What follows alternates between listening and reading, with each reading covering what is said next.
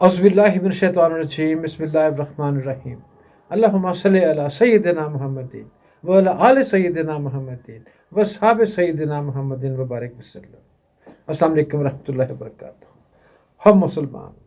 ہم مسلمانوں کی حکومت تھی بر صغیر میں، پاک و ہند جسے ہم کہتے تھے، تو وہاں پہ جب ٹیپو سلطان کی ریاست تھی تو ہمارے اوپر کون چڑھ گیا؟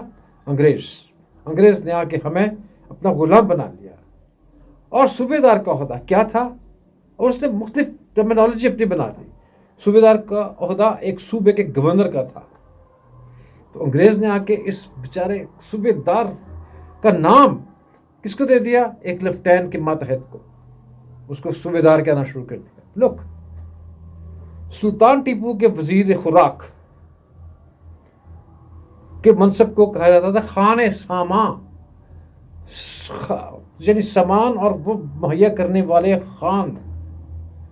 تو انگریزوں نے کیا کیا کہ اپنے باورچی کو خان ساما کہنا شروع کر دیا۔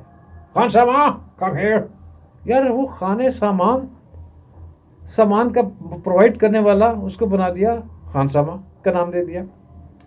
ٹیپو سلطان نے سلطنت عثمانیہ کے خلیفہ سے مدد چاہی۔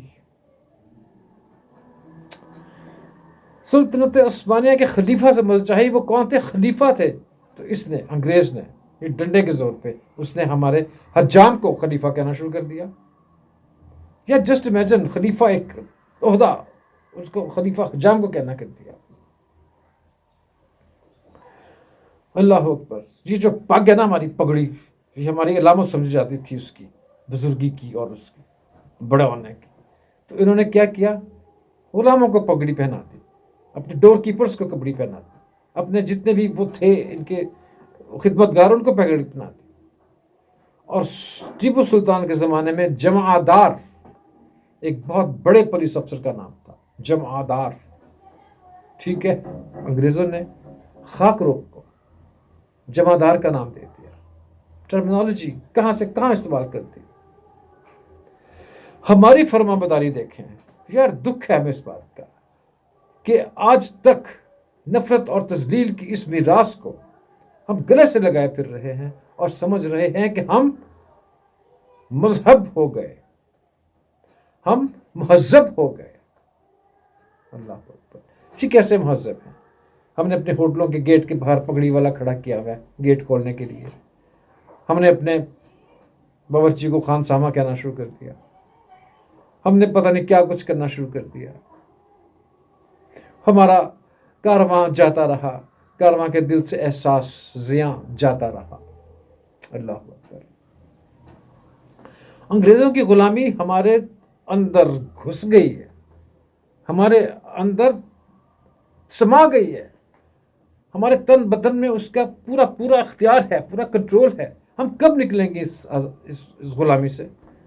کیوں ابھی تک آرمی نے صوبے دار رکھا ہوا ہے یار، اس کو کوئی اور اس کو عہدہ بنا دیتے اس کا، رائٹ؟ خان ساما رکھا ہوا ہے، اس کو کچھ اور کے باورچی کو خان ساما، اور یہ نئی جو ہے حجام، ان کو آپ خلیفہ کہنا شروع کر دیا۔ خلیفہ تو یار ہمارا ایک مقام ہے، ہماری عزت کا مقام ہے۔ تو ہمیں ٹھیک ہے، پتہ نہیں ہم کیوں نہیں بدل پائے ابھی تک 75 ایئرس تو ہم پاکستان کو آزاد ہوئے ہو گئے، 57 سے انڈیا آزاد ہوا بھائی یار، انڈیا، ہند، انگریزوں کی اس سے چھٹکارا حاصل ہو گیا، لیکن ان کی چیزوں سے ہمیں چھٹکارا حاصل نہیں ہوا۔ تو پلیز کوشش کریں کہ ہمیں ان چیزوں سے، ان کی روایات سے چھٹکارا مل جائے۔ السلام علیکم ورحمۃ اللہ وبرکاتہ۔ جب غلامی ذہن میں بیٹھ جائے تو اپنی طاقت کا اندازہ نہیں رہتا۔